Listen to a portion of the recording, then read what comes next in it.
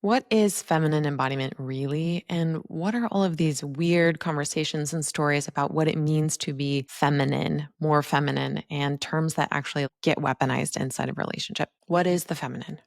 The feminine is a universal principle. You'll find this in spiritual traditions all over the world, including Tantra, including Buddhism. The feminine is a universal concept that has nothing to do with gender. All people, all beings, all of life have a feminine aspect, including God. And the feminine is life. So to understand the feminine, you also have to understand what the masculine is, right? So if the feminine is all of life, full energy, that is the pulse of love itself, the pulse of creation itself.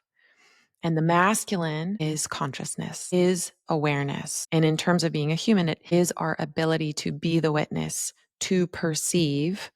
Then we have the energy and the witness to the energy. And we need both, right? We need both of these practices in our body to be fully in the experience. When you're in the experience, you're in the feminine. When you're in the emotion, you're in the feminine. And we need to be able to step back and witness the beauty, the bigness, the fullness, the aliveness that is the feminine by being in our masculine. So all people have masculine and feminine aspects. That is the number one myth we want to break here, especially in relationship, because so often these terms are weaponized as you need to be more feminine or you need to be more masculine.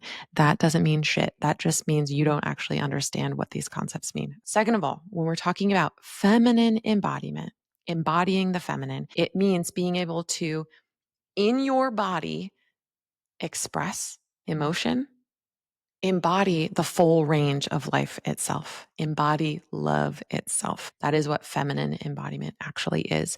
So it doesn't necessarily mean you're learning to be soft, though that can be a part of feminine embodiment. It doesn't necessarily mean you're just learning how to quote unquote open, though that can be a part of feminine embodiment. Feminine embodiment actually means you are learning to be in the experience of your heart, of love, of the energy of creation so fully that truth moves through you. The truth of love moves through you.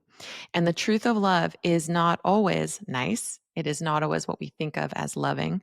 Most people confuse loving and being nice. The truth of love is the fullness of life. It's the reflection of all of life. So love can be fierce. Love can call you out.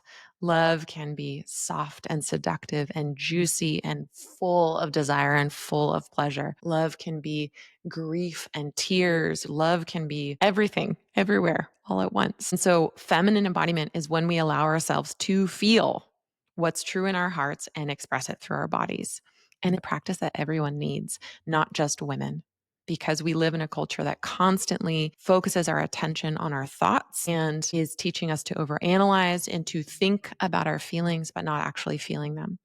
The healing art of feminine embodiment is truly being able to feel your feelings and express them, which is so needed. We need to stop numbing. We need to be able to express what's true. We need to be able to grieve together to actually feel connection. We need to be able to experience joy together. All embodiment practices bring you into sensation, bring you into the body's experience through the senses, your five senses, particularly sensation in the body, and through breath, sound, and movement. Those are the three tools plus pleasure, which is a really huge tool in feminine embodiment, but also in any somatic practice that wants to develop a safe relationship being inside of the body's physical experience. So we have breath, we have sound, we have movement, and then we have pleasure as an anchor of safety and also as an anchor of expanding our capacity for expression. And it is through those, through breath, sound, and movement and pleasure, that we learn to feel more, to express more fully and truthfully, and stay in the truth of love.